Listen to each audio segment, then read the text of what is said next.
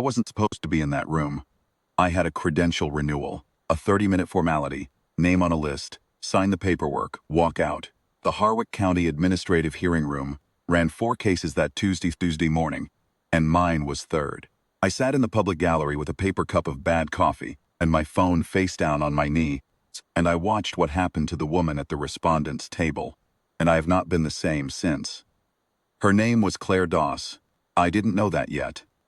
I knew she was a nurse because of the badge clipped to her lanyard, and I knew she was alone because there was nobody sitting beside her.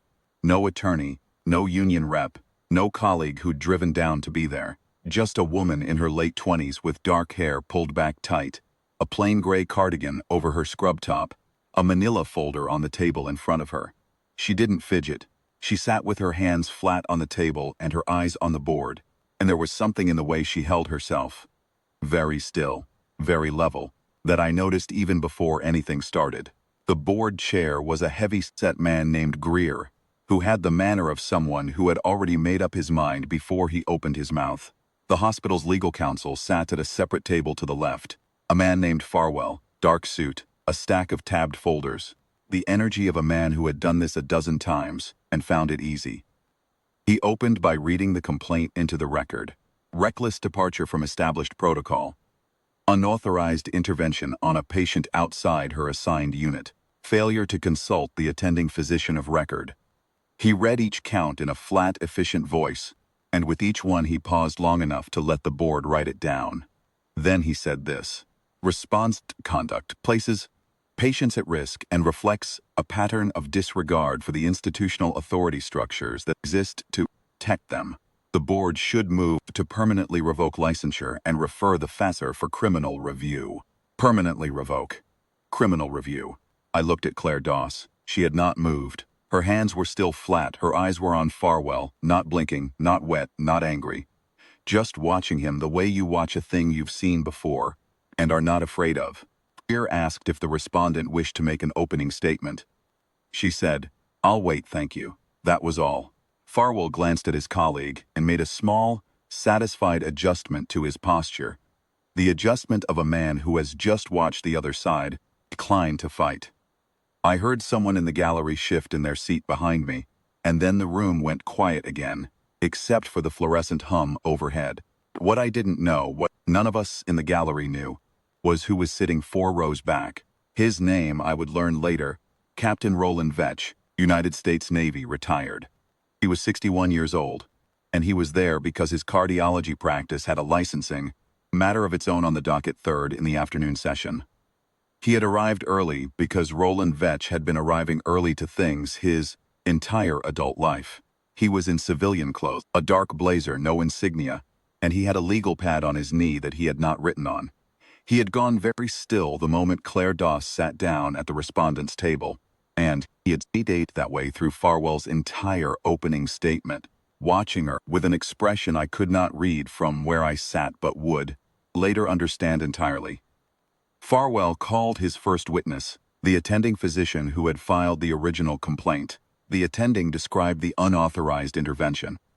A post-surgical patient in the cardiac step-down unit had shown signs of a developing hemothorax.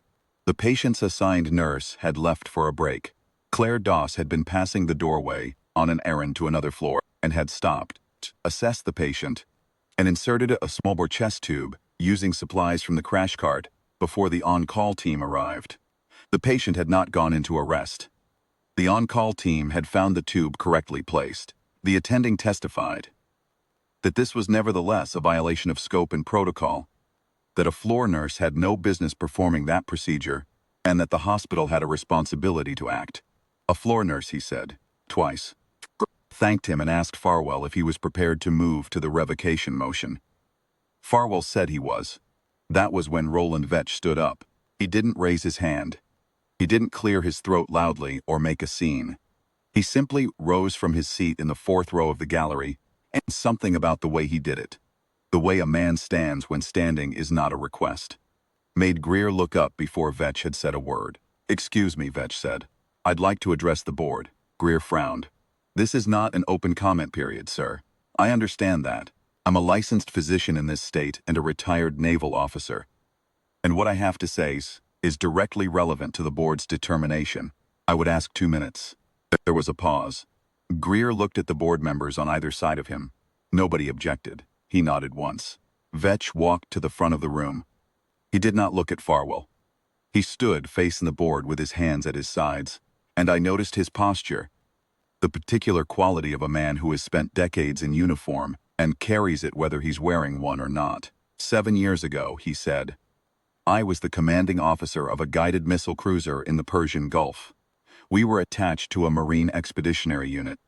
On the morning of March 14th, we sustained a casualty event, an engineering compartment fire combined with a secondary explosion. 18 men and women, sailors, and Marines were critically injured within a span of 11 minutes. Ship's surgeon was incapacitated in the initial explosion.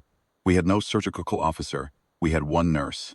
He stopped. Fluorescent lights hummed. She ran that triage for 4 hours and 7 minutes. Alone, no physician, limited supplies.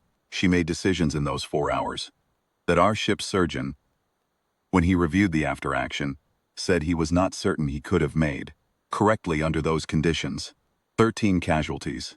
13 transported to definitive care alive. He reached into the inside breast pocket of his blazer and produced a folded document, a single page, worn at the crease, the kind of paper that has been folded and unfolded many times. He set it on the board's table without drama. That is, Lieutenant Claire Doss's fitness report, narrative from that deployment, countersigned by the MEU commander and the fleet surgeon. The Navy Commendation Medal citation with combat fee is attached at the back. He paused. She inserted her first chest tube under fire on the deck of a warship at age 23, gentlemen. She has done it 10 times since in conditions that would give your attending pause. What she did in that step-down unit was not recklessness. It was thus the fast and most precise intervention available to a dying man. She knew that because she has always known that. He picked up the document, turned, and placed it gently on the table in front of Claire Doss. She looked down at it. She did not pick it up. Put one hand briefly over it. Flat. The way you put your hand on something you are glad to see again. And then she looked back at the board. Heard movement behind me. I turned. In the last row of the gallery, 2 men in Navy working uniforms had risen to their feet. They were there. I would learn for a base hospital credentialing matter in the afternoon session. Unrelated, completely separate, pure coincidence, or whatever you want to call it. They were standing at attention. Neither of them said anything. They just stood there, and they stayed standing. Farwell was holding his pen and not writing. Greer looked at the 2 men in the back. He looked at Vetch, who had returned to his seat and was sitting with his legal pad on his knee and his eyes forward. He looked at Claire Doss, who was looking at him with that same level, unhurried expression she had worn through the entire proceeding. Greer said, I'm going to ask the board to recess for 15 minutes. The revocation motion was never called. When the board reconvened, Greer read a brief statement into the record, noting that in light of new material bearing on the respondent's clinical qualifications, the board was declining to advance the motion, and the matter was dismissed without prejudice. Farwell gathered his tabbed folders with the careful efficiency of a man who had decided that his best move was to be unremarkable on his way out the door. Claire Doss closed her manila folder. She picked up the fitness report, folded it back along its old crease, and tucked it inside. She stood, her badge back to her lanyard, and turned toward the door. She passed within 4 feet of me on her way out. She did not look triumphant. She did not look relieved. She looked the way she had looked when she walked in. Level-eyed, set, like a person who knows exactly who she is and has decided a long time ago that this is sufficient. I didn't say anything to her. I didn't know what I would have said. I got my credential renewal done. I walked out of the Harwick County Administrative Hearing Room into the gray November afternoon and sat in my car for a while before I started it. I have been a nurse for 3 years now. I have had attendings talk over me and charge nurses redirect me and administrators write memos about scope of practice, like the words were fences I posed to stay inside.